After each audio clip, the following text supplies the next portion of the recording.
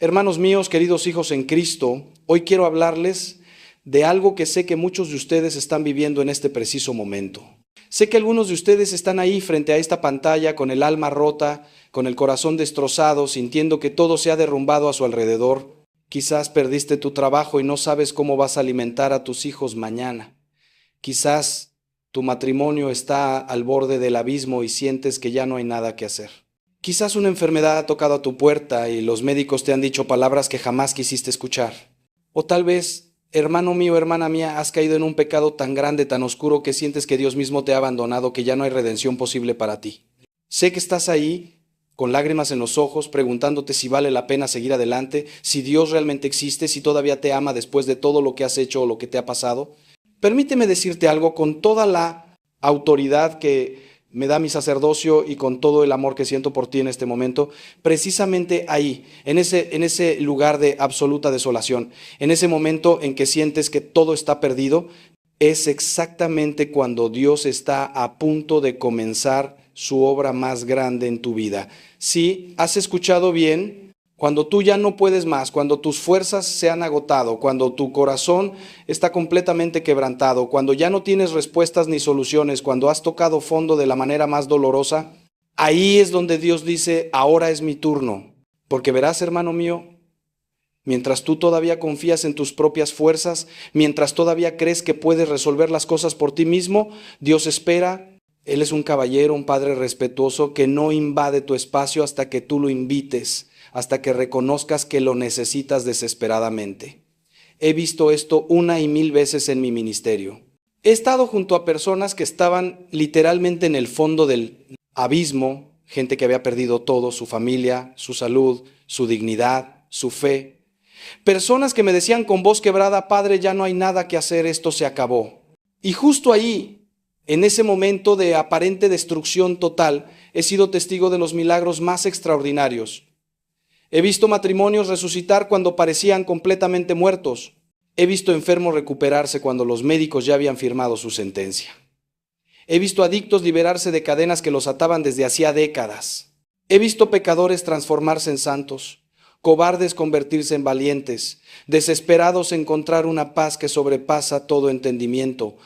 Y todo comenzó precisamente cuando ellos dejaron de luchar con sus propias fuerzas y dijeron, Señor, ya no puedo más, esto está en tus manos. San Pablo lo entendió perfectamente cuando escribió en su segunda carta a los Corintios, cuando soy débil, entonces soy fuerte. Qué paradoja tan hermosa, qué verdad tan profunda. Porque la debilidad humana es el espacio perfecto para que la fuerza de Dios se manifieste. Piénsalo. Cuando tú eres fuerte, cuando tienes todo bajo control, cuando tus planes funcionan perfectamente, ¿quién recibe la gloria? Tú mismo. Pero cuando estás completamente quebrantado, cuando no tienes nada, cuando todo ha fallado y de repente algo milagroso sucede, ¿a quién le das la gloria? A Dios. Y esa es precisamente la razón por la que Él permite que lleguemos a ese punto de quiebre total, no porque sea cruel, no porque no nos ame, sino precisamente porque nos ama tanto que quiere mostrarnos que Él es suficiente, que su gracia es suficiente, que su poder se perfecciona en nuestra debilidad. Hoy, hermano mío, hermana mía, quiero llevarte de la mano a través de esta verdad que puede cambiar tu vida para siempre. Quiero mostrarte cómo Dios obra precisamente cuando todo parece perdido, cómo su luz brilla más intensamente en la oscuridad más profunda, cómo su amor se hace más evidente cuando nosotros nos sentimos más indignos de recibirlo. Voy a compartir contigo experiencias reales, testimonios que he vivido personalmente, enseñanzas de las Escrituras que han sostenido a la Iglesia durante 2000 años, sabiduría de los santos que entendieron este misterio antes que nosotros. Y al final de este tiempo que vamos a pasar juntos, mi oración es que salgas de aquí con una esperanza renovada, con la certeza de que no importa cuán oscura sea tu noche, el amanecer de Dios está más cerca de lo que imaginas. No importa cuán profundo sea tu valle, Dios está a punto de llevarte a la montaña.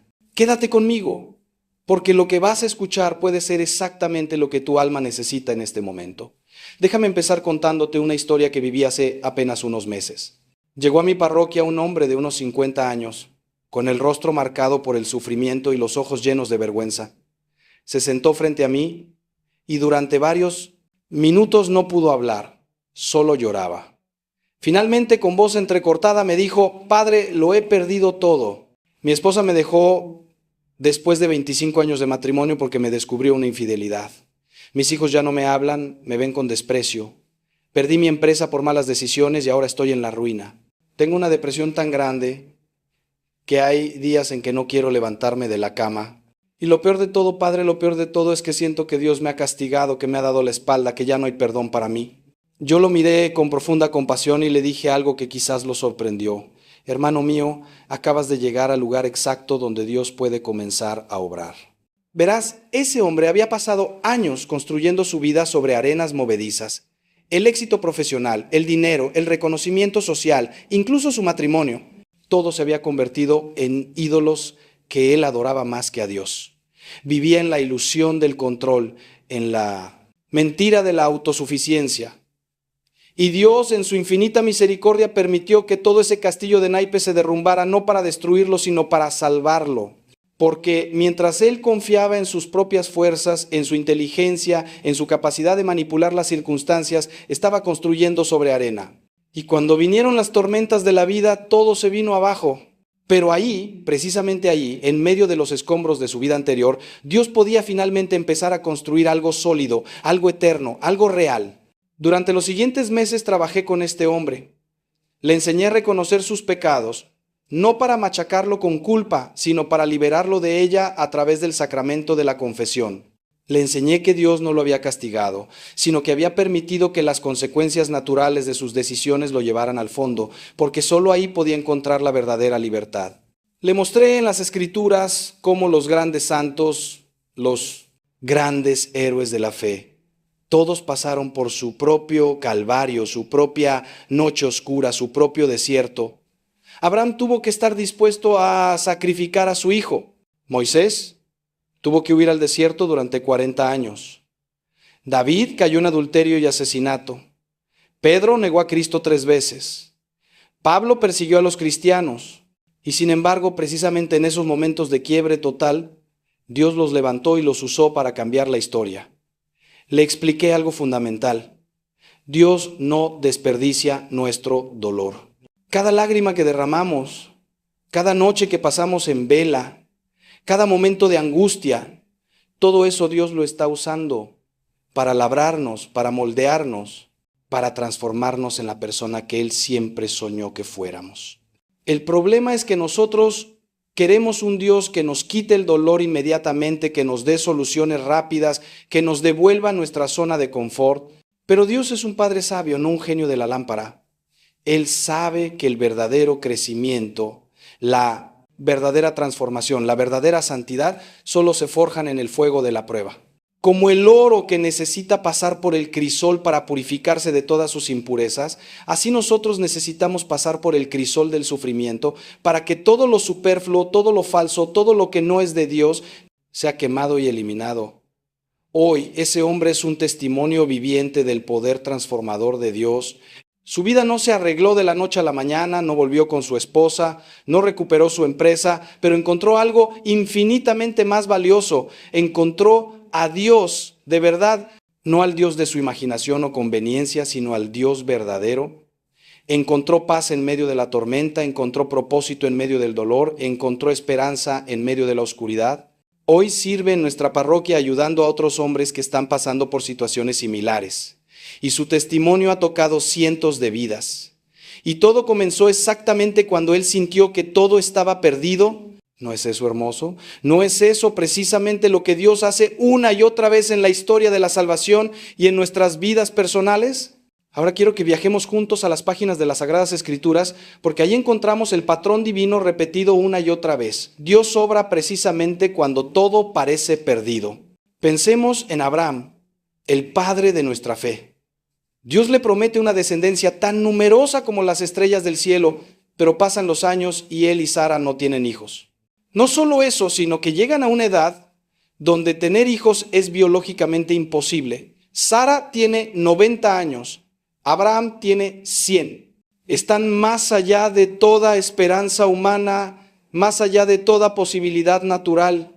Es entonces, precisamente entonces, cuando todo está completamente perdido desde el punto de vista humano, que Dios interviene y les da a Isaac. ¿Por qué Dios esperó tanto? porque necesitaba que Abraham y Sara llegaran al punto donde supieran sin ninguna duda que este hijo no era producto de sus propias fuerzas, sino un milagro puro de Dios. Pensemos en Moisés y el pueblo de Israel atrapados entre el Mar Rojo y el ejército egipcio. No hay salida. A sus espaldas, las aguas, delante de ellos, los carros de guerra de la potencia militar más grande del mundo antiguo. El pueblo está aterrorizado. Algunos incluso le reclaman a Moisés: ¿no había suficientes tumbas en Egipto que nos trajiste aquí a morir en el desierto? Todo está perdido, humanamente hablando. Y es ahí, precisamente ahí, cuando Dios le dice a Moisés: ¿por qué clamas a mí? Dile al pueblo que marche. Y entonces viene el milagro. Las aguas se abren, el pueblo cruza en seco, y cuando los egipcios intentan seguirlos, las aguas se cierran sobre ellos. Dios esperó hasta el último momento, hasta que no había absolutamente ninguna salida humana, para mostrar su poder de una manera tan espectacular que nadie pudiera dudar de que fue Él quien lo salvó. O pensemos en Job, ese hombre justo que lo perdió absolutamente todo en un solo día. Perdió sus 10 hijos, perdió toda su riqueza, perdió su salud, quedó cubierto de llagas dolorosas de la cabeza a los pies. Su esposa le dice: maldice a Dios y muérete. Sus amigos lo acusan de ser un pecador secreto que merece todo lo que le está pasando. Job está en el punto más bajo que un ser humano puede estar. Y ahí, precisamente ahí, cuando todo está completamente perdido, cuando Job ha tocado fondo de la manera más brutal, Dios se revela a él de una manera tan profunda, tan íntima, tan transformadora, que al final Job dice: de oídas había oído hablar de ti, pero ahora mis ojos te ven. Todo su sufrimiento lo llevó a un conocimiento de Dios que nunca hubiera alcanzado en la prosperidad. Y al final Dios restaura todo lo que Job había perdido, duplicado, pero el ejemplo supremo, hermanos míos, el ejemplo que supera a todos los demás, es nuestro Señor Jesucristo en la cruz. Ahí tenemos el momento en que literalmente todo parecía perdido. El Mesías prometido, el Salvador del mundo, colgando desnudo de un madero, sangrando, sufriendo, muriendo como un criminal común. Sus discípulos habían huido aterrorizados. Pedro lo había negado 3 veces. Las multitudes que lo aclamaban días antes ahora gritaban: crucifícalo.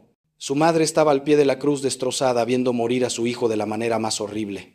Y en el momento culminante de ese sufrimiento, Jesús grita: Dios mío, ¿por qué me has abandonado? Todo está perdido. El proyecto de Dios ha fracasado. El mal ha triunfado. La oscuridad ha vencido a la luz. O al menos eso es lo que parecía en ese momento. Pero 3 días después, hermano mío, 3 días después, cuando todo el mundo pensaba que la historia había terminado, cuando los discípulos estaban escondidos con las puertas cerradas por miedo, cuando las mujeres iban al sepulcro solo para ungir un cadáver, Dios obró el milagro más grande de toda la historia: la resurrección. La muerte fue vencida, el pecado fue derrotado, la oscuridad fue dispersada por la luz. Y todo eso sucedió precisamente porque primero hubo una muerte total, una pérdida absoluta, un aparente fracaso completo. La resurrección solo fue posible porque primero hubo crucifixión. La vida nueva solo pudo brotar porque primero hubo muerte total. Y ese es el patrón que Dios usa una y otra vez en nuestras vidas. Primero la muerte, luego la resurrección, primero el Viernes Santo, luego el domingo de Pascua, primero el invierno, luego la primavera. Primero la noche oscura, luego el amanecer glorioso. Permíteme ahora hablarte de algo que he descubierto en mis años de sacerdocio y que considero una de las verdades más importantes que podemos entender. Nosotros, los seres humanos, somos adictos al control. Vivimos con la ilusión de que podemos controlar nuestra vida, nuestras circunstancias, nuestro futuro. Hacemos planes detallados, trazamos estrategias, nos aseguramos contra todo riesgo posible, intentamos prever cada escenario. Y no digo que esté mal ser prudente o responsable, no digo que no debamos planificar, pero hay una línea muy delgada entre la prudencia y la ilusión del control total. Y muchos de nosotros cruzamos esa línea sin darnos cuenta hasta que llegamos a un punto donde prácticamente no hay espacio para Dios en nuestra vida porque nosotros ya lo tenemos todo calculado y controlado. Dios, en su sabiduría infinita, sabe que esa ilusión de control es una prisión que nos impide vivir en verdadera libertad y confiar genuinamente en Él. Por eso, de vez en cuando permite que algo suceda que está completamente fuera de nuestro control, algo que nos obliga a soltar las riendas, algo que nos hace caer de rodillas y decir: Señor, esto es más grande que yo, no puedo manejarlo, lo pongo en tus manos. Puede ser una enfermedad inesperada que ninguna cantidad de dinero puede curar. Puede ser la pérdida de un trabajo que creías seguro. Puede ser la ruptura de una relación que pensabas indestructible. Puede ser una crisis económica global que arrasa con todos tus ahorros. Sea lo que sea, es algo que te hace soltar el control y reconocer tu absoluta dependencia de Dios. He tenido conversaciones con personas muy exitosas, gente que ha construido imperios empresariales, que ha acumulado fortunas, que tiene títulos universitarios impresionantes y me dicen, Padre, yo no necesito a Dios para nada. Yo me echo a mí mismo, yo controlo mi destino y yo los escucho con tristeza, no porque los juzgue, sino porque sé que están viviendo en una ilusión peligrosa.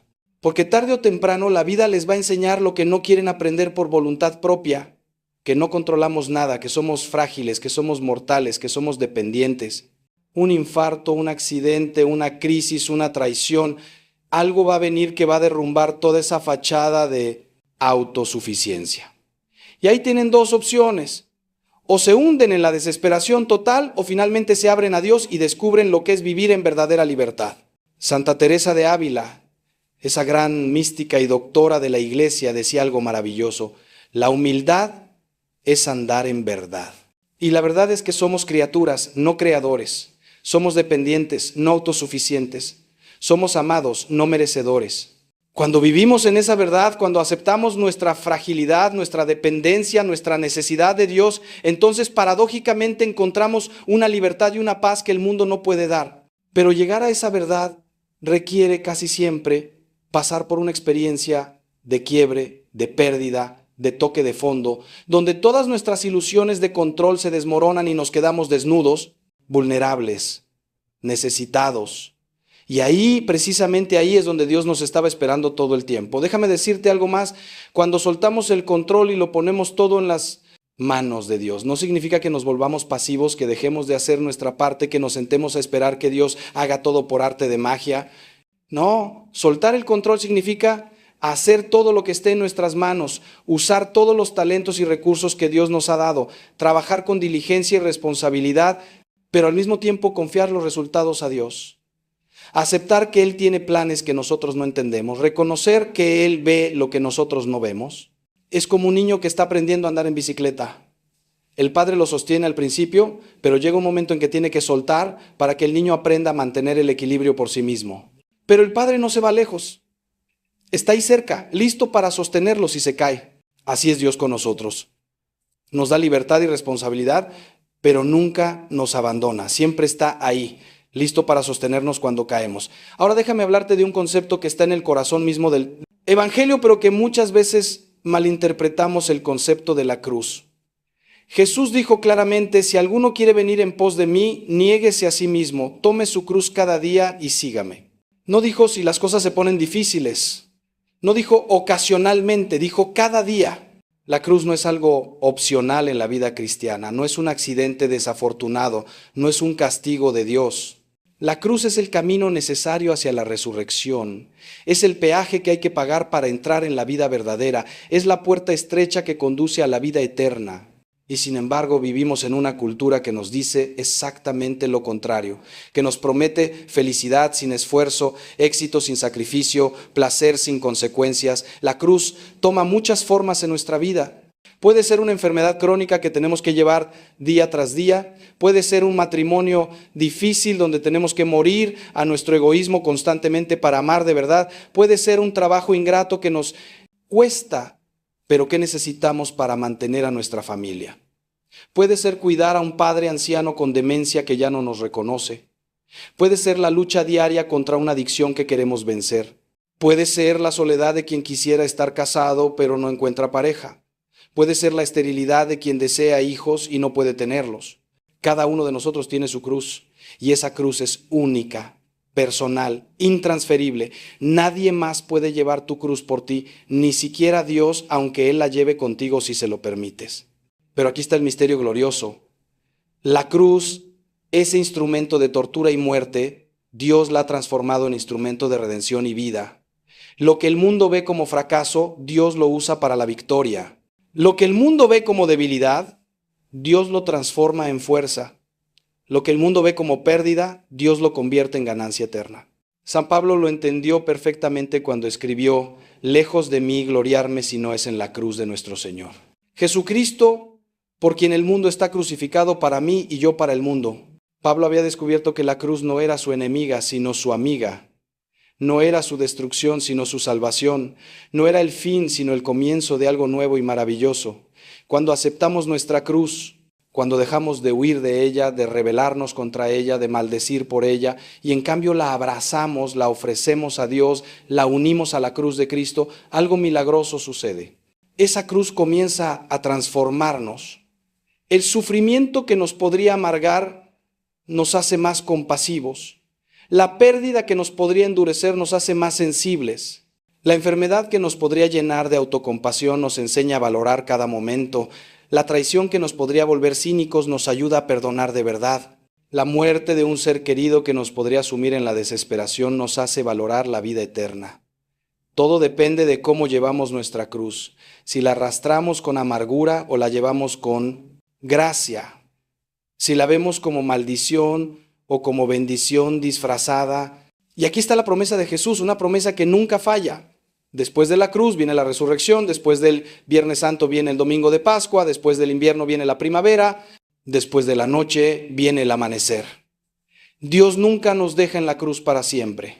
Puede que tengamos que estar ahí un tiempo, puede que ese tiempo nos parezca una eternidad, pero llegará el momento de la resurrección, llegará el momento en que Dios dirá: es suficiente, y nos levantará a una vida nueva que ni siquiera podíamos imaginar. Job tuvo que pasar por su calvario, pero al final Dios le devolvió el doble de todo lo que había perdido. El pueblo de Israel tuvo que pasar 40 años en el desierto, pero al final entraron en la tierra prometida. Los apóstoles tuvieron que pasar por el trauma de ver morir a su maestro, pero 3 días después lo vieron resucitado. Y tú, hermano mío, hermana mía, también verás tu resurrección si perseveras, si no te rindes, si sigues confiando incluso cuando todo parece perdido. Ahora quiero que pensemos juntos en algo que tal vez te sorprenda. Muchas veces lo que nosotros consideramos una pérdida terrible, Dios lo ve como una liberación necesaria. Estamos tan apegados a ciertas cosas, a ciertas personas, a ciertos planes, a ciertos sueños, que se han convertido en ídolos en nuestra vida, en obstáculos para nuestra verdadera felicidad, en cadenas que nos impiden volar. Y nosotros no lo vemos porque estamos ciegos por el apego, pero Dios lo ve claramente. Entonces, en su misericordia, permite que perdamos eso a lo que estamos tan apegados, no para castigarnos, sino para liberarnos. Es como el cirujano que tiene que amputar un miembro gangrenado para salvar la vida del paciente. Duele terriblemente, pero es necesario para la supervivencia. He visto esto tantas veces en mi ministerio. La persona que pierde su trabajo y al principio se siente devastada, pero meses después me dice: Padre, fue lo mejor que me pudo pasar, porque ese trabajo me estaba matando, me estaba alejando de mi familia, me estaba robando mi alma. Ahora tengo un trabajo que paga menos, pero me da más vida. O la persona que pasa por un divorcio doloroso y siente que su vida se acabó, pero años después me confiesa: Padre, yo estaba en una relación tóxica que me estaba destruyendo poco a poco. Esta pérdida me salvó la vida y me abrió las puertas a algo mucho mejor. O la persona que no logra entrar en la universidad que quería y se siente fracasada, pero después descubre una vocación completamente diferente que le trae mucha más satisfacción y sentido. El problema es que nosotros vivimos en el presente, con información limitada, con visión corta, y por eso no podemos ver lo que Dios ve.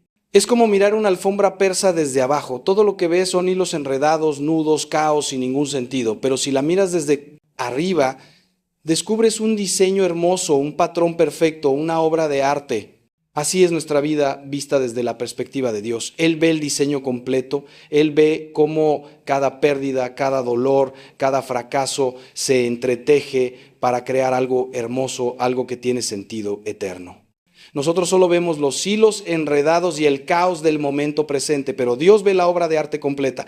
Por eso es tan importante cultivar la virtud de la confianza, o como la Biblia la llama, la fe. La fe no es creer en algo irracional, no es negar la realidad, no es taparse los ojos ante el dolor.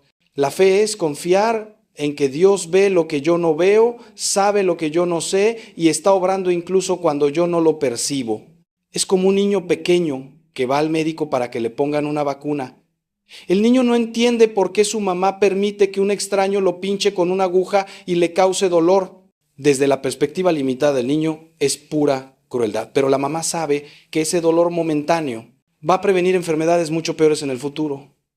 El niño confía en su mamá incluso cuando no entiende. Así debemos confiar nosotros en Dios Padre, incluso cuando no entendemos lo que está permitiendo en nuestra vida. Santa Catalina de Siena, esa gran santa italiana del siglo XIV, tuvo una visión en la que Jesús le mostró dos recipientes, uno lleno de vino tinto y otro lleno de vino blanco. Y Jesús le dijo, el vino tinto representa el sufrimiento y el vino blanco representa el consuelo. Algunos de mis hijos me piden solo el vino blanco, solo el consuelo, solo las bendiciones. Pero a los que yo amo especialmente, a los que quiero hacer santos, les doy a beber de ambos vinos mezclados, porque el sufrimiento mezclado con el consuelo, la cruz mezclada con la gracia, produce la santidad más sublime. ¡Qué enseñanza tan profunda! Dios no nos da solo sufrimiento, pero tampoco solo consuelo. Nos da una mezcla de ambos, perfectamente dosificada, según lo que necesitamos para crecer en santidad y madurez espiritual. Y ahora déjame hacerte una pregunta que quiero que medites en lo profundo de tu corazón. ¿Qué estás aferrando en este momento que Dios te está pidiendo que sueltes?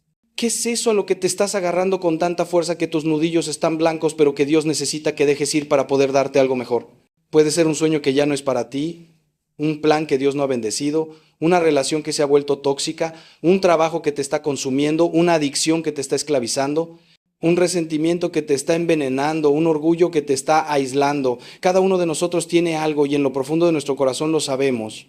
El Espíritu Santo está susurrando en tu interior ahora mismo, señalándote eso que necesitas soltar. No lo ignores, no lo silencies, escúchalo. Soltar no es fácil, lo sé. Nos da miedo el vacío, nos aterroriza la incertidumbre. Preferimos aferrarnos a algo malo, conocido, que soltarlo y no saber qué va a venir después. Es como estar colgado de una rama sobre un precipicio. Sabes que la rama se está rompiendo, que no va a aguantar mucho más, pero te da terror soltarla porque no sabes qué hay abajo. Pero lo que no ves es que abajo hay una red de seguridad, que son los brazos eternos de Dios esperándote. Él no te va a dejar caer en el vacío, Él no te va a dejar estrellarte.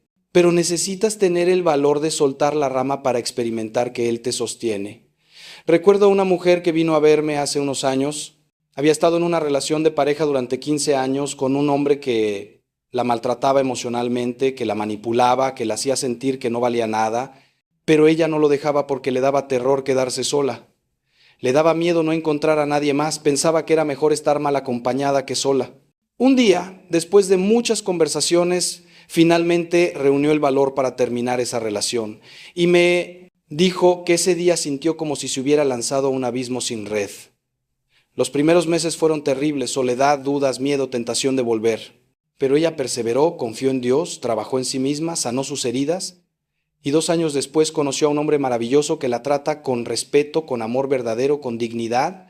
Me dijo llorando, Padre, tenía que soltar lo malo para poder recibir lo bueno. Pero mientras yo me aferraba a lo malo, Dios no podía darme lo bueno porque mis manos estaban ocupadas. Esa es la clave, hermano mío. Mientras tus manos están aferradas a algo, no pueden recibir nada nuevo. Dios puede tener bendiciones extraordinarias esperándote, planes maravillosos preparados para ti, milagros listos para manifestarse, pero Él no puede ponértelos en las manos si tus manos están cerradas, agarrando algo que ya no es para ti. Por eso, muchas veces Dios tiene que permitir que pierdas eso a lo que te estás aferrando, no porque sea malo en sí mismo, sino porque tú lo has convertido en un ídolo, en un sustituto de Él, en un obstáculo para tu verdadero bien. Y cuando lo pierdes, aunque duela terriblemente en el momento, es en realidad un acto de misericordia divina, una cirugía espiritual necesaria para tu sanación y liberación. Ahora quiero llevarte a un pasaje del Evangelio que siempre me ha conmovido profundamente, la resurrección de Lázaro. Jesús recibe la noticia de que su amigo Lázaro está muy enfermo. Las hermanas de Lázaro, María y Marta, le envían un mensaje desesperado. Señor, aquel a quien amas está enfermo. Pero Jesús no va inmediatamente.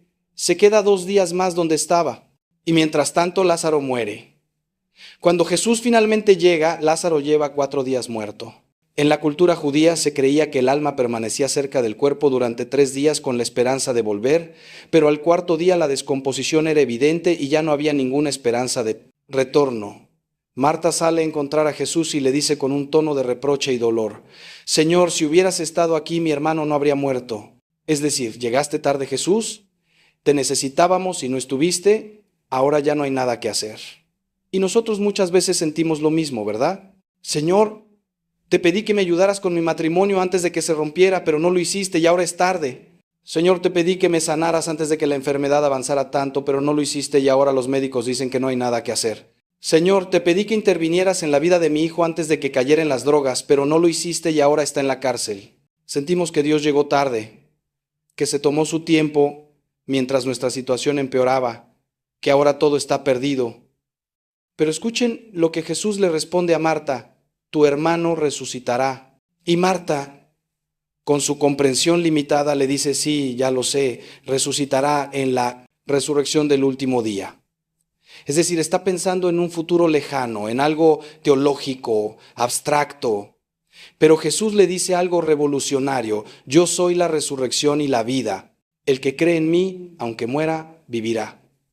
Jesús no está hablando de un futuro lejano, está hablando de ahora, del presente. Está diciendo: yo soy la resurrección, no solo la traigo, no solo la prometo, yo soy la resurrección en persona, y donde yo estoy, la muerte no tiene la última palabra. Entonces Jesús va al sepulcro y ordena que quiten la piedra. Marta objeta: Señor, ya lleva 4 días, la situación está más allá de toda esperanza. Pero Jesús insiste: quitan la piedra. Y entonces Jesús ora al Padre y con voz potente grita: Lázaro, sal fuera. Y el que había estado muerto sale, todavía envuelto en vendas funerarias. Jesús había esperado deliberadamente hasta que la situación estuviera completamente perdida, hasta que no quedara ni un rastro de esperanza humana, hasta que todos estuvieran convencidos de que no había nada que hacer. ¿Por qué? Para que cuando el milagro ocurriera, nadie pudiera atribuírselo a la medicina, a la casualidad, a la reanimación espontánea, para que todos supieran sin ninguna duda que esto era una obra de Dios y solo de Dios. Y eso mismo, hermano mío, hermana mía, es lo que Dios quiere hacer en tu vida. Quizás tú sientes que tu situación ya hiede, que han pasado demasiados días, que es demasiado tarde, que ya no hay esperanza. Quizás tu matrimonio lleva años muerto. Quizás tu salud está deteriorada más allá de toda recuperación. Quizás tu situación financiera está en ruinas completas. Quizás tu hijo lleva tanto tiempo perdido que ya no sabes ni cómo orar. Quizás tú mismo has caído tan bajo en el pecado que sientes que no hay redención posible. Pero yo te digo hoy, con toda la autoridad del Evangelio, para Dios nunca es demasiado tarde, ninguna situación está tan muerta que Él no pueda resucitarla. Ninguna piedra es tan grande que Él no pueda moverla, ninguna tumba está tan sellada que Él no pueda abrirla. El único requisito, lo único que Dios necesita de ti es que le des permiso, que quites la piedra de la incredulidad, que abras tu corazón a la posibilidad del milagro, que digas como Marta: sí, Señor, yo creo que tú eres el Cristo, el Hijo de Dios, el que tenía que venir al mundo. No necesitas una fe perfecta, no necesitas tener todas las respuestas, no necesitas estar libre de dudas.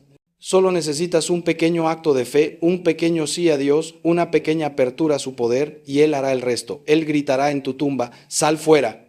Y lo que estaba muerto comenzará a vivir de nuevo. No sé cómo lo hará, no sé cuánto tiempo tomará, no sé exactamente cómo se verá tu resurrección, pero sé que vendrá si tú se lo permites a Dios. Déjame contarte ahora sobre uno de los conceptos más mal entendidos en nuestra fe: la divina providencia. Muchas personas piensan que la providencia de Dios significa que Él va a darnos todo lo que queremos, que va a hacer que nuestra vida sea fácil y cómoda, que nos va a librar de todo sufrimiento. Pero eso no es la providencia, eso es magia. La verdadera providencia de Dios consiste en que Él provee exactamente lo que necesitamos para nuestra salvación eterna y nuestro verdadero bien, aunque muchas veces eso no coincida con lo que nosotros queremos o pensamos que necesitamos. Es como un buen padre que no le da a su hijo todo lo que pide, sino lo que realmente necesita para crecer sano y fuerte. La providencia de Dios tiene una perspectiva eterna, mientras que nosotros tenemos una perspectiva temporal y limitada. Nosotros queremos ser felices ahora, tener éxito ahora, estar cómodos ahora, pero Dios está trabajando para nuestra felicidad eterna, nuestro éxito eterno, nuestra gloria eterna, y muchas veces lo que nos hace felices ahora nos destruiría eternamente, y lo que nos hace sufrir ahora nos está preparando para una gloria incomparable. San Pablo lo dice maravillosamente: las aflicciones del tiempo presente no son nada en comparación con la gloria que se va a revelar en nosotros. Pero claro, cuando estás en medio de la aflicción, es difícil ver esa perspectiva eterna. Uno de los ejemplos más hermosos de la providencia de Dios en las Escrituras es la historia de José en el Antiguo Testamento. Sus hermanos, movidos por la envidia, lo venden como esclavo. Es llevado a Egipto, donde pasa años de sufrimiento, primero como esclavo en casa de Potifar, luego falsamente acusado de intento de violación y echado en la cárcel, donde pasa años olvidado. Para José debió parecer que todo estaba perdido, que Dios lo había abandonado, que su vida era una tragedia sin sentido. Pero todo ese sufrimiento, todos esos años aparentemente desperdiciados, eran parte del plan perfecto de Dios para salvar no solo a José, sino a toda su familia y a toda la región de una hambruna terrible. Al final, José se convierte en el segundo hombre más poderoso de Egipto, y cuando viene la hambruna, él es quien salva a su familia. Y cuando finalmente se reencuentra con sus hermanos que están aterrorizados pensando que José se va a vengar de ellos, José les dice estas palabras hermosísimas que deberíamos grabar en nuestro corazón. Ustedes pensaron hacerme mal, pero Dios lo cambió en bien para hacer lo que hoy vemos: mantener con vida a un pueblo numeroso. José había entendido la providencia. Dios había tomado el mal que sus hermanos le hicieron y lo había transformado en bien, no solo para él, sino para miles de personas. Lo que parecía el fin de su vida era en realidad el comienzo de su misión más importante. Y eso mismo, hermano mío, Dios está haciendo en tu vida ahora mismo.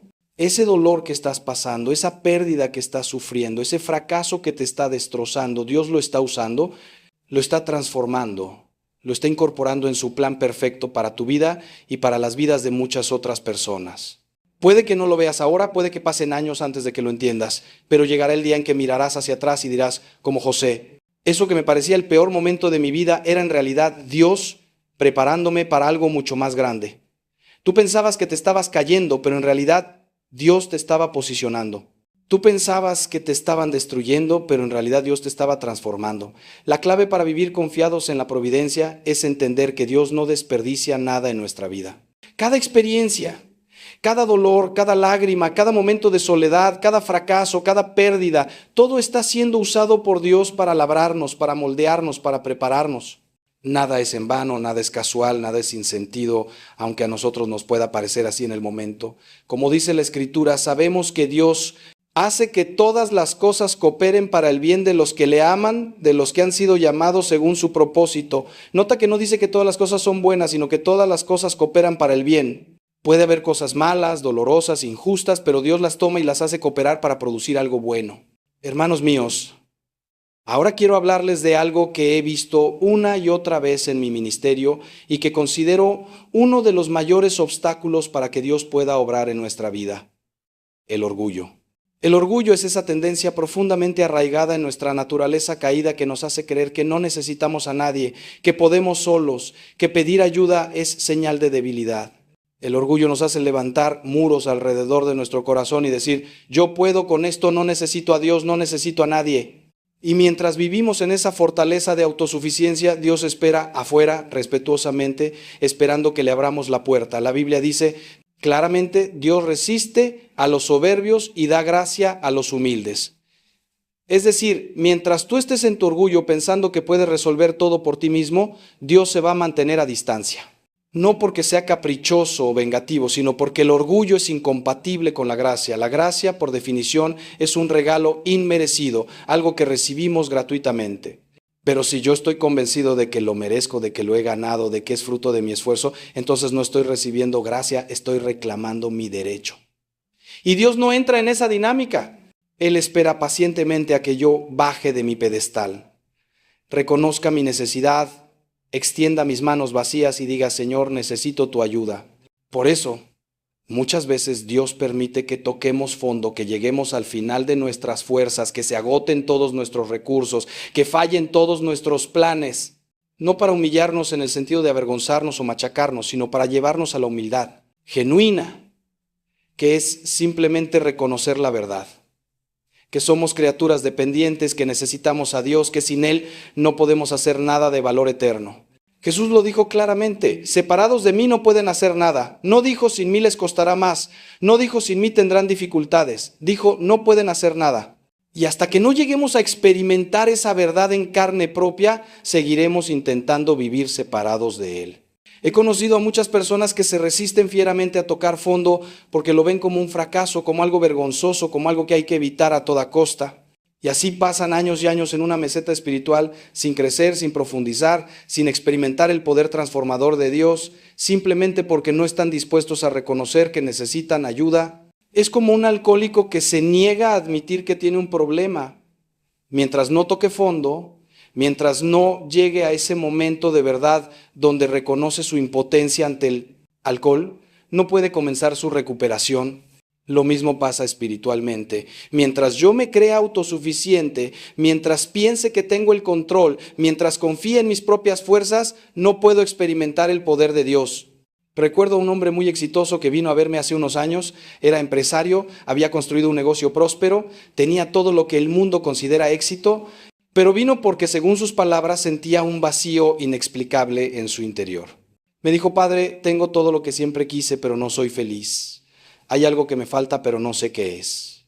Durante varias conversaciones descubrí que este hombre había construido su identidad completamente sobre sus logros, su éxito, su capacidad de resolver problemas. Nunca había sentido que necesitaba a Dios porque las cosas le habían salido bien sin él, o al menos eso pensaba. Pero ahora, en la cúspide de su éxito, se sentía vacío, sin sentido, perdido. Le dije algo que lo impactó. Hermano, Dios ha permitido que llegues al punto donde lo tienes todo materialmente para que te des cuenta de que aún te falta lo esencial, que es Él mismo. Este vacío que sientes no es tu enemigo, es tu mejor amigo, porque te está señalando hacia la única cosa que verdaderamente puede llenarte.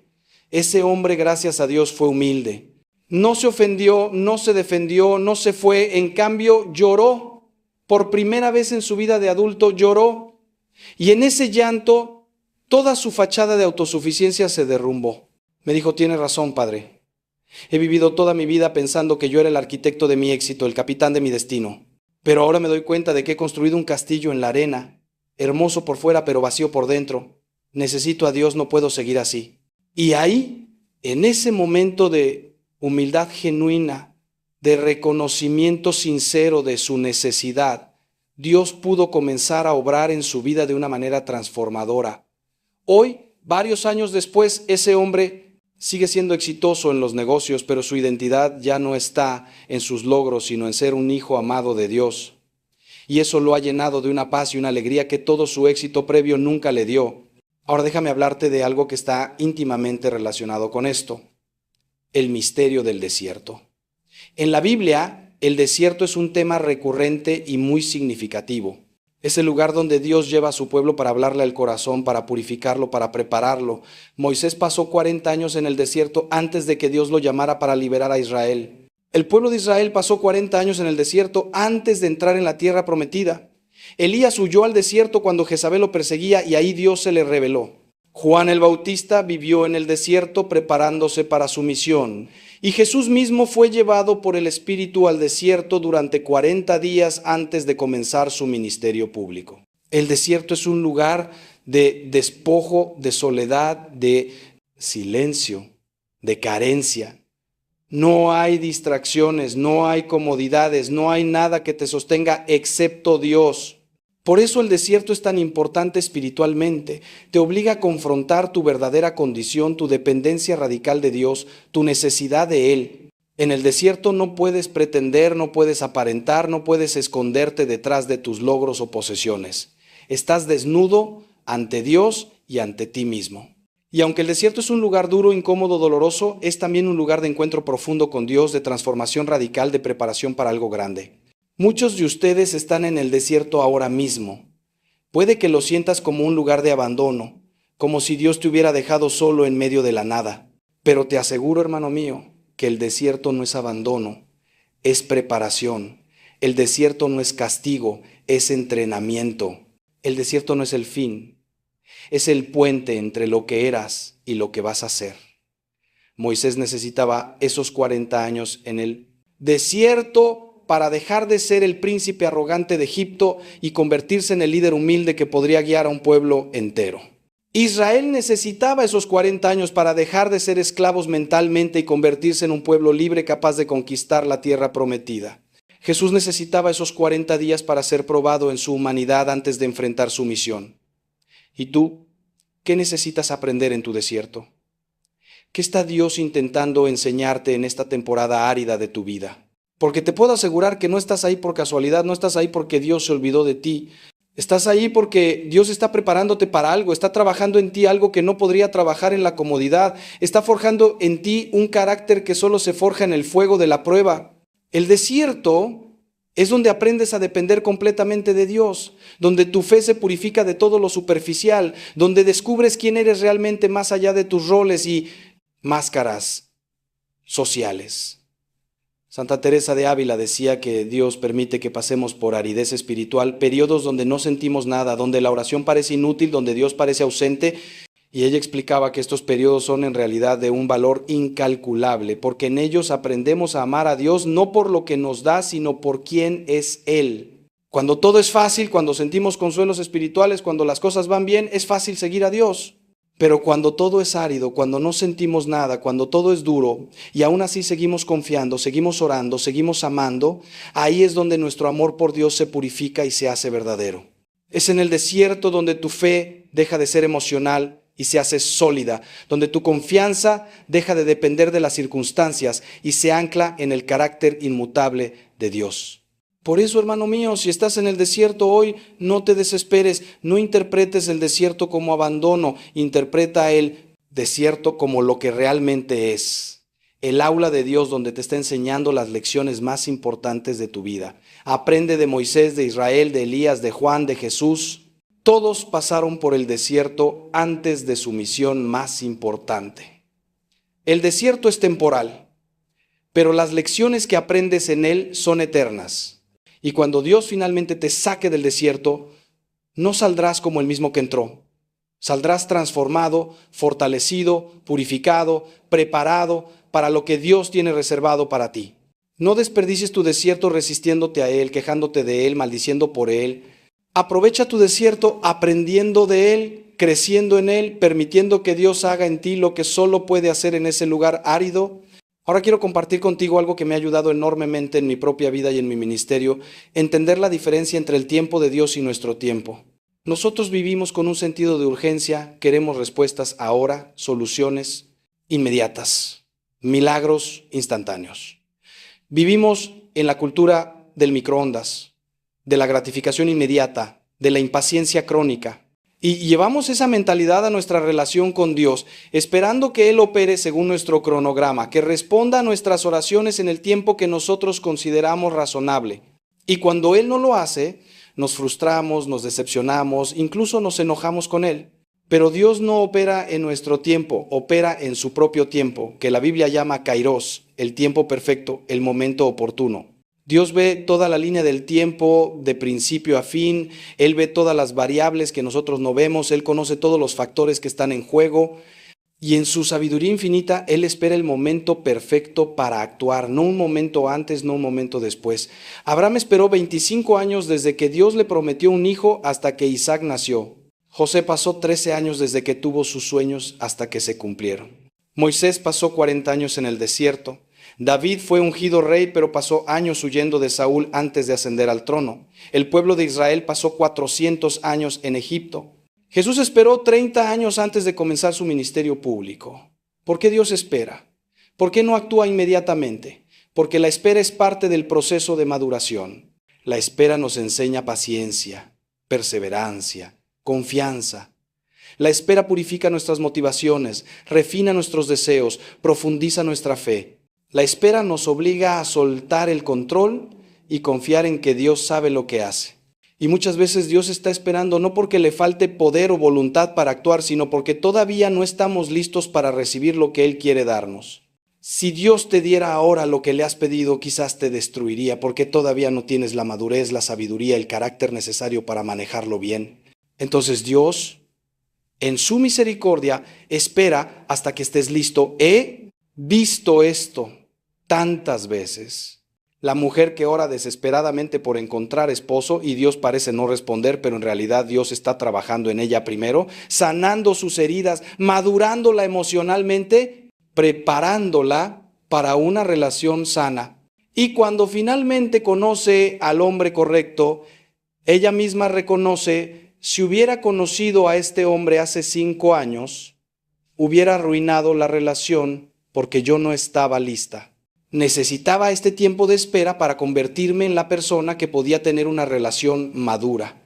O el hombre que ora por un ascenso en el trabajo y pasan años sin que llegue, pero Dios está usando ese tiempo para desarrollar en él humildad, paciencia, habilidades que va a necesitar cuando finalmente llegue a esa posición de liderazgo. El tiempo de espera no es tiempo perdido, es tiempo de preparación. La clave está en cómo vivimos ese tiempo de espera.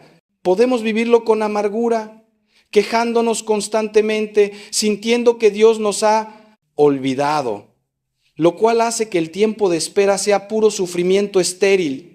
O podemos vivirlo con confianza activa, aprovechando ese tiempo para crecer, para aprender, para servirle a Dios donde estamos ahora, para desarrollar las virtudes que vamos a necesitar cuando llegue la respuesta. Abraham no se quedó paralizado esperando a que naciera Isaac, siguió viviendo, siguió creciendo en su fe, siguió obedeciendo a Dios. José no se quedó amargado en la cárcel, siguió siendo fiel, siguió usando sus dones, siguió confiando. David no dejó de adorar a Dios mientras huía de Saúl. De hecho, fue en ese tiempo cuando escribió muchos de los salmos más hermosos. El Salmo 27 dice algo precioso. Espera en el Señor, sé valiente y esfuérzate. Sí, espera en el Señor. Nota que dice espera 2 veces, como si quisiera enfatizar la importancia de la espera. Pero entre esas 2 menciones de la espera dice sé valiente y esfuérzate. Es decir, la espera no es pasividad, no es resignación, no es cruzarse de brazos. La espera es confianza activa, es seguir adelante mientras confías en que Dios está obrando detrás del escenario. Es como una mujer embarazada, ella no ve el bebé durante 9 meses, pero sabe que ahí dentro algo maravilloso está creciendo, desarrollándose, formándose, y ella no puede acelerar el proceso, tiene que esperar los 9 meses completos. Si intentara dar a luz antes de tiempo, el bebé nacería prematuro, con problemas, no completamente formado. Así pasa con las promesas de Dios. Tienen un tiempo de gestación y necesitamos esperar pacientemente hasta que llegue el momento perfecto del nacimiento. Hermanos, ahora quiero hablarles de algo muy importante, el poder de la oración en los momentos de crisis. Cuando todo se está derrumbando a nuestro alrededor, cuando sentimos que todo está perdido, la oración puede parecer lo último que queremos hacer. Algunos se enojan con Dios y dejan de orar, otros sienten que sus oraciones no sirven de nada y se rinden. Otros oran frenéticamente, con desesperación, como si tuvieran que convencer a un Dios reticente de que les ayude. Pero ninguna de estas actitudes refleja verdadera fe, verdadera confianza, verdadera comprensión de quién es Dios y cómo obra. La oración verdadera en tiempos de crisis no es un intento de cambiar la mente de Dios, de convencerlo de algo, de manipularlo para que haga lo que nosotros queremos. La oración verdadera es un encuentro con Dios donde le abrimos nuestro corazón, le expresamos nuestro dolor, nuestro miedo, nuestra confusión, pero al mismo tiempo reafirmamos nuestra confianza en Él, reconocemos su soberanía, nos sometemos a su voluntad. Es lo que Jesús hizo en el huerto de Getsemaní cuando en la peor noche de su vida oraba con tal angustia que sudaba gotas de sangre. Él le dice al Padre, Padre mío, si es posible, que pase de mí este cáliz. Es decir, si hay otra manera, si puedo evitar este sufrimiento, por favor. Jesús no fingió ser estoico, no ocultó su dolor, fue completamente honesto con el Padre sobre lo que estaba sintiendo, pero inmediatamente añadió, pero no se haga mi voluntad sino la tuya. Esa es la oración perfecta. Honestidad total con Dios sobre lo que sentimos y queremos, pero sumisión total a su voluntad superior. Cuando oras en medio de tu crisis, no tienes que pretender que estás bien cuando no lo estás. Dios no quiere que finjas. Él conoce tu corazón de todas maneras, sabe exactamente lo que estás sintiendo. Lo que Él quiere es que seas honesto con Él, que le digas, Señor, tengo miedo, Señor, esto me duele, Señor, no entiendo por qué está pasando esto, Señor, me siento abandonado, Señor, estoy enojado, confundido, desesperado. Mira los salmos. Están llenos de este tipo de oración brutalmente honesta. David le grita a Dios, le reclama, le cuestiona, y Dios no se ofende por eso, porque sabe que esa honestidad es el comienzo de una relación real, no de una relación superficial donde solo le decimos a Dios lo que pensamos que quiere escuchar. Pero después de esa honestidad, después de derramar nuestro corazón ante Dios, necesitamos hacer lo que Jesús hizo, someternos a su voluntad. Necesitamos decir, Señor, esta es mi petición, esto es lo que yo quiero, pero si tú tienes otros planes, si tú ves que esto no me conviene, si tú quieres enseñarme algo a través de este dolor, entonces hágase tu voluntad, no la mía. Yo confío en ti aunque no entienda. Yo sé que tú eres bueno aunque las circunstancias sean malas. Yo creo que tú estás obrando aunque yo no lo vea. Esa es la oración que mueve el corazón de Dios, no porque lo convenza de hacer algo que no quería hacer, sino porque nos abre a nosotros para recibir lo que Él quiere darnos. Y aquí está algo crucial. Muchas veces Dios no cambia las circunstancias, sino que nos cambia a nosotros en medio de las circunstancias. Nosotros oramos. Señor, quítame esta cruz, sácame de esta prueba, cambia esta situación. Y Dios responde, no voy a quitarte la cruz, pero voy a darte la gracia para llevarla. No voy a sacarte de la prueba, pero voy a estar contigo en ella. No voy a cambiar la situación, pero voy a transformarte a ti en medio de ella. Y al final, ese segundo tipo de milagro es mucho más grande que el primero, porque las circunstancias son temporales, pero la transformación interior es eterna. San Pablo oró 3 veces pidiéndole a Dios que le quitara un aguijón en la carne, algún tipo de sufrimiento o debilidad que lo atormentaba. Y Dios le respondió, te basta mi gracia, porque mi poder se perfecciona en la debilidad. Es decir, no voy a quitarte ese aguijón, Pablo, pero voy a darte mi gracia para vivir con él de tal manera que mi poder se manifieste a través de tu debilidad. Y Pablo, lejos de amargarse por esta respuesta, concluye, por tanto, gustosamente me gloriaré más bien en mis debilidades, para que repose sobre mí el poder de Cristo. Había aprendido que la debilidad aceptada y ofrecida a Dios se convierte en fortaleza, que el sufrimiento unido a Cristo se convierte en redención, que la cruz llevada con gracia se convierte en resurrección. Así que ora, hermano mío, hermana mía, ora con honestidad, ora con confianza, ora con perseverancia, ora con sumisión. No dejes de orar porque sientas que Dios no te escucha. Él te escucha, cada palabra, cada lágrima, cada suspiro.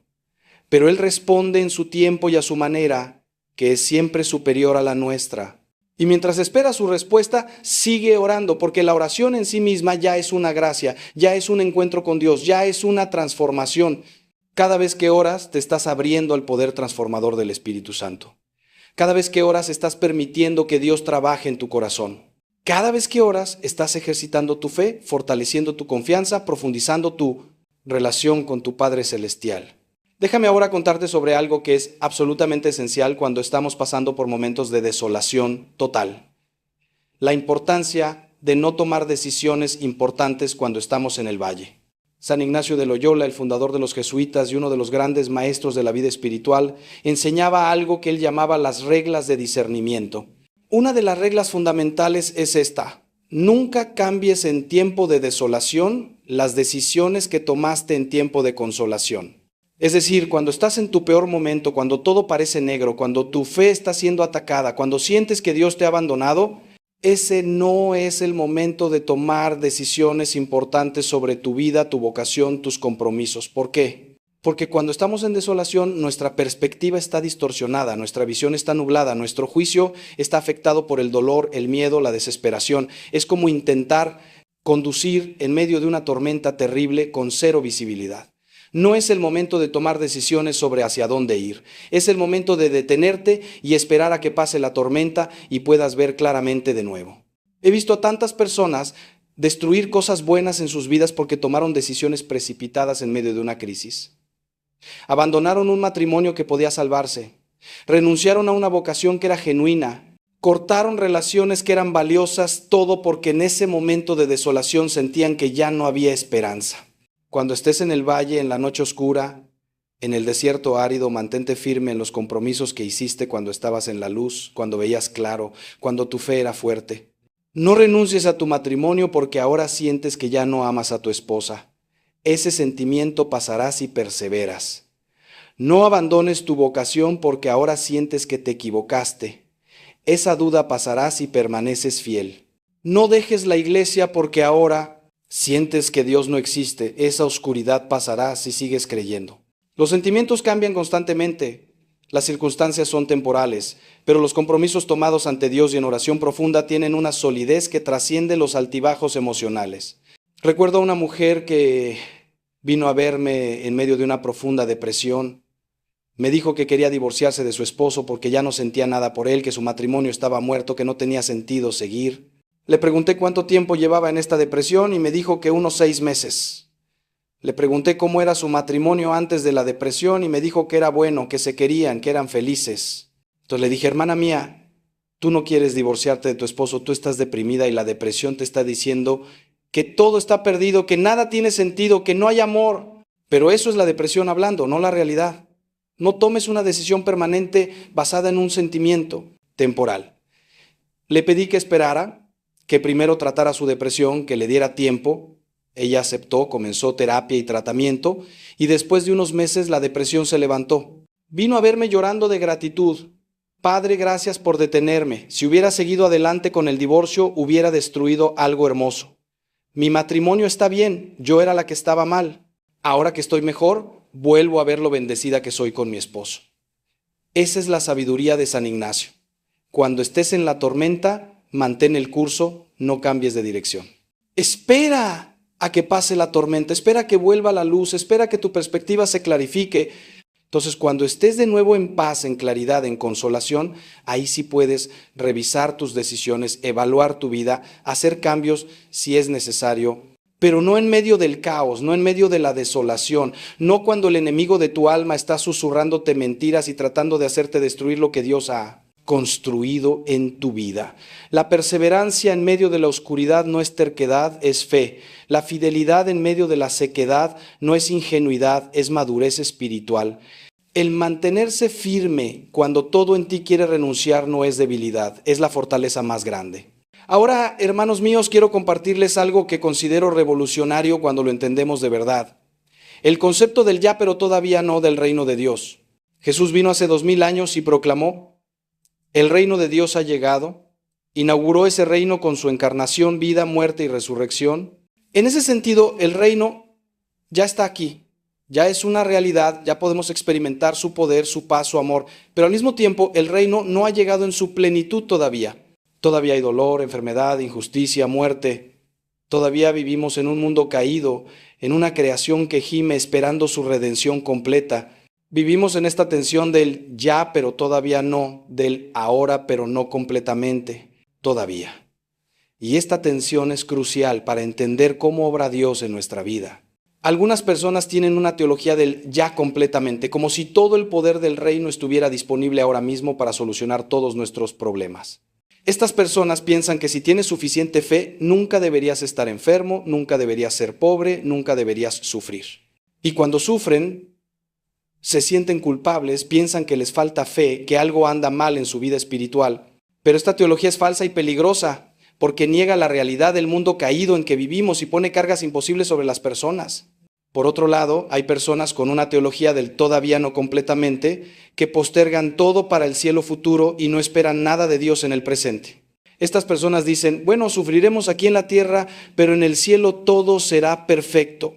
Y aunque es verdad que en el cielo todo será perfecto, esta actitud tampoco es correcta porque ignora el poder del reino que ya está operando aquí y ahora.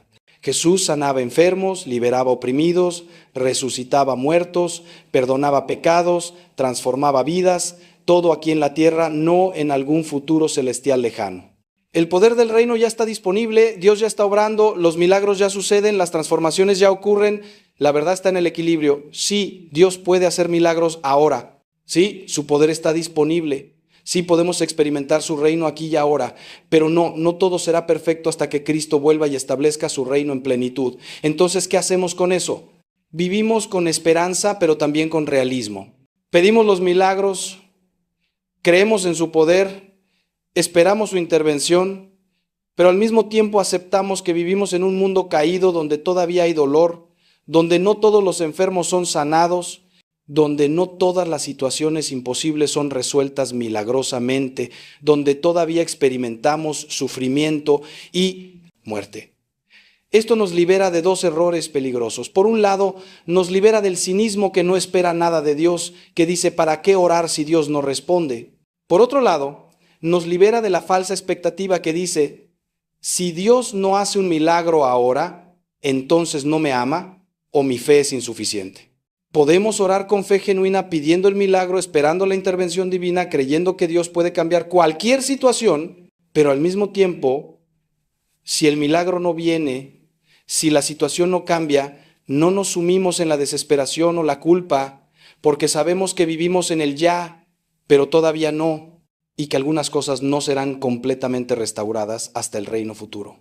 Y aquí está algo crucial que muchos no entienden. El milagro más grande no es siempre el cambio de las circunstancias, sino la transformación del corazón en medio de las circunstancias. Cuando Dios te da paz en medio de la tormenta, ese es un milagro. Cuando Dios te da gozo en medio del sufrimiento, ese es un milagro. Cuando Dios te da fuerzas para seguir cuando humanamente ya no puedes más, ese es un milagro. Cuando Dios transforma tu carácter, tu perspectiva, tu alma, a través de una prueba, ese es un milagro tal vez más grande que si hubiera quitado la prueba. Porque el cambio exterior es temporal, pero el cambio interior es eterno. Hermanos míos, estamos llegando al final de nuestro tiempo juntos, pero antes de despedirnos quiero que hagamos un ejercicio. Quiero que pienses en la situación más difícil que estás enfrentando ahora mismo, esa cosa que te tiene despierto en las noches, esa circunstancia que te hace pensar que todo está perdido. Visualízala claramente en tu mente. Siente el peso de ella, la desesperación que te causa, el miedo que te provoca. Ahora quiero que imagines esa situación como una puerta cerrada, una puerta grande, pesada, aparentemente infranqueable. Has intentado abrirla con tus propias fuerzas y no has cedido. Has empujado, has pateado, has llorado frente a ella, pero sigue cerrada. Ahora quiero que imagines a Jesús parado junto a ti mirando esa puerta cerrada. Y Él te dice algo sorprendente: esta puerta que ves cerrada no es tu obstáculo, es tu oportunidad, no es tu fin, es tu comienzo. Yo permití que llegaras hasta esta puerta cerrada porque del otro lado hay algo que tú necesitas, algo que he preparado para ti, algo que te va a transformar, pero no puedes abrirla con tus propias fuerzas porque esta puerta solo se abre desde el otro lado y el único que tiene la llave soy yo. Todo este tiempo has estado tratando de abrirla por ti mismo y por eso estás exhausto, frustrado, desesperado. Pero ahora que has reconocido que no puedes, ahora que finalmente has soltado el control, ahora es cuando yo puedo obrar. Y entonces, mientras tú permaneces ahí, rendido, sin fuerzas, con las manos vacías, Jesús se acerca a esa puerta y simplemente pone su mano sobre ella y la puerta que para ti era infranqueable se abre con facilidad bajo su toque. Y del otro lado no encuentras lo que esperabas. Esperabas un camino fácil, una solución inmediata, un retorno a tu zona de confort.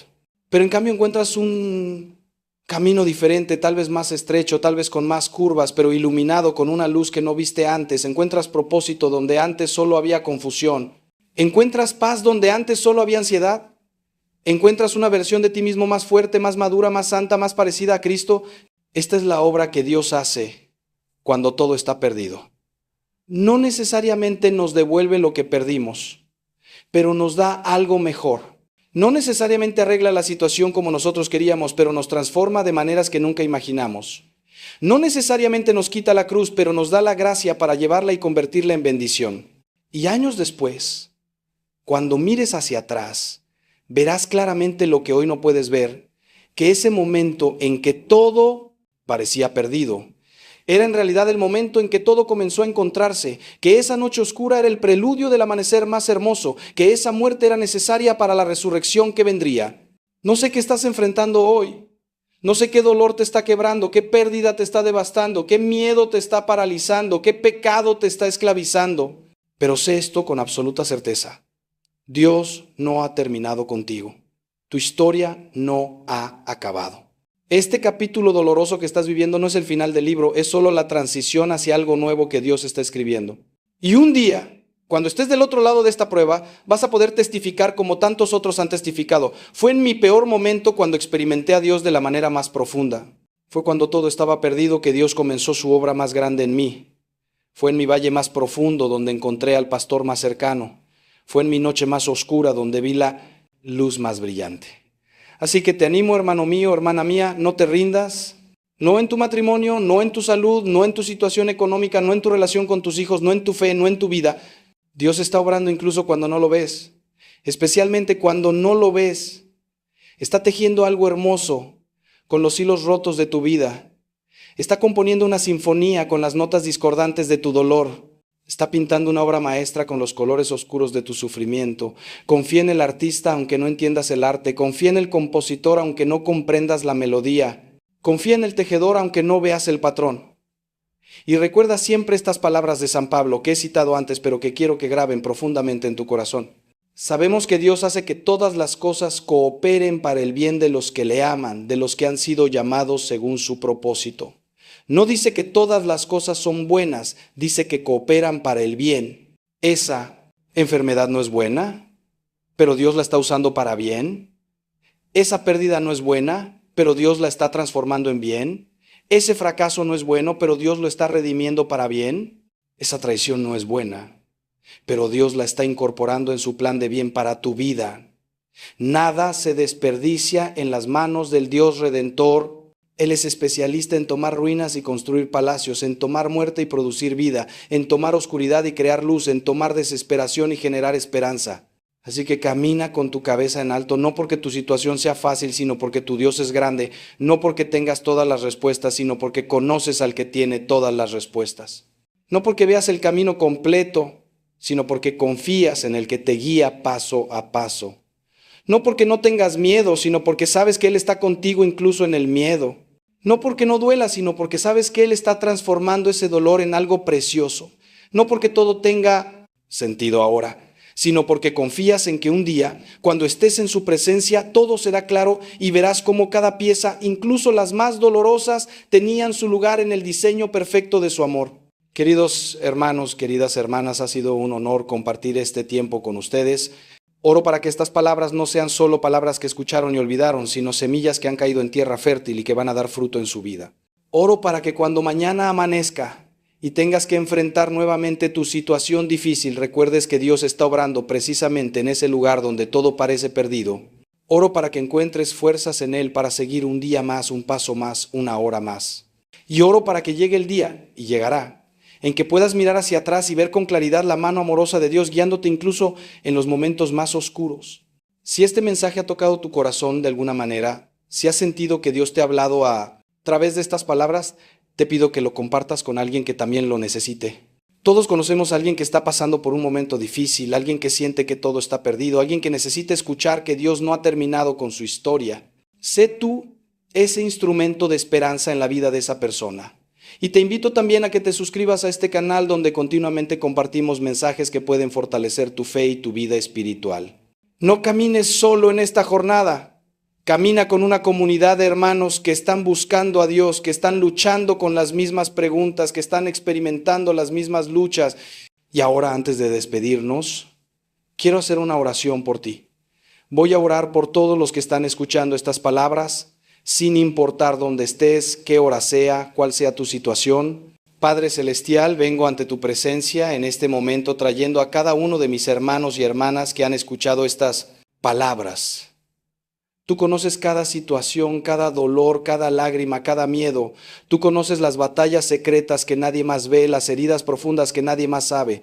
Señor, te pido que derrames tu Espíritu Santo sobre cada uno de ellos ahora mismo. Donde hay desesperación, trae esperanza. Donde hay miedo, trae paz. Donde hay confusión, trae claridad. Donde hay dolor, trae consuelo. Donde hay muerte, trae resurrección. Señor Jesús, tú que pasaste por la cruz y conoces el sufrimiento, acércate a cada uno de estos tus hijos que están sufriendo ahora. Que sientan tu presencia real, tu amor tangible, tu poder transformador. Dales la fe para creer que tú estás obrando incluso cuando no lo ven.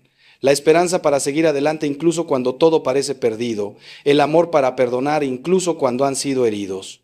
Sana las heridas de su corazón. Restaura lo que el enemigo ha robado. Reconstruye lo que se ha derrumbado. Y sobre todo, Señor, transforma esta situación difícil en una oportunidad para que te conozcan más profundamente, te amen más intensamente, te sirvan más fielmente. María Santísima, Madre de Dolores, que estuviste al pie de la cruz cuando todo parecía perdido, intercede por nosotros. Enséñanos a permanecer fieles incluso en las tinieblas, a confiar incluso cuando no entendemos, a esperar incluso cuando parece imposible. Ángel de la guarda de cada uno de estos hermanos, protégelos, guíalos, fortalécelos en este tiempo difícil. Todos los santos que pasaron por pruebas y salieron transformados, rueguen por nosotros. Te lo pedimos por Jesucristo nuestro Señor. Amén. Vayan en paz, hermanos míos, hermanas mías. Vayan sabiendo que no están solos, que Dios está con ustedes, que esta comunidad está con ustedes, que yo estoy orando por ustedes. Vayan con la esperanza de que cuando todo está perdido, Dios empieza a obrar. Vayan con la fe de que el mejor capítulo de su vida todavía está por escribirse. Vayan con el amor de Cristo que nunca falla, nunca abandona, nunca se rinde con nosotros. Que Dios los bendiga, los guarde, haga resplandecer su rostro sobre ustedes y les dé su paz. Hasta la próxima. Y recuerden, Dios es fiel y lo que Él comenzó en ustedes lo completará, que así sea.